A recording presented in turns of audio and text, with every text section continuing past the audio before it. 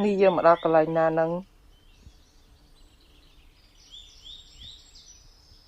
តើចែកផ្លានៅឯណា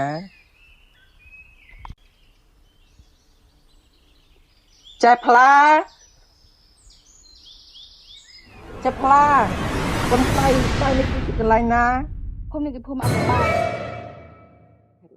តើជាណាហេតុអ្វីបានស្គាល់ភូមិនេះ ភូមិនេះជាភូមិអាត់កបាំងហ៎ មិនហើយភូមិនេះជាភូមិអកបាំងតើអែនស្គាល់ទីនេះទេហ៎បងស្រីអីកុំនិយាយពាក្យបែបហ្នឹងអើយគេគឺជាអ្នកនៅទីនេះយើងតើទៅជួយគេ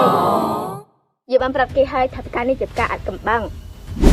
ដោយសារតែម្ដាយរបស់គាត់គឺទៅគាត់ត្រូវការផ្កាមួយនេះខ្លាំងណាស់ដើម្បីទៅជួយម្ដាយរបស់គាត់ទើបខ្ញុំបានឆ្លងមកដល់ទីនេះ នេះឯងមិនដឹងទេហ៎ គឺ ព្រោះការនេះអាចជួយម៉ាក់ខ្ញុំបាននាងមិនអាចខុសខ្ញុំបាន ចេះផ្លាយើងគិតទៅយើងអត់ពីបាត់ទេចាំមិនអីទេយើងនឹងបន្តរកផ្លូវទៅទៀត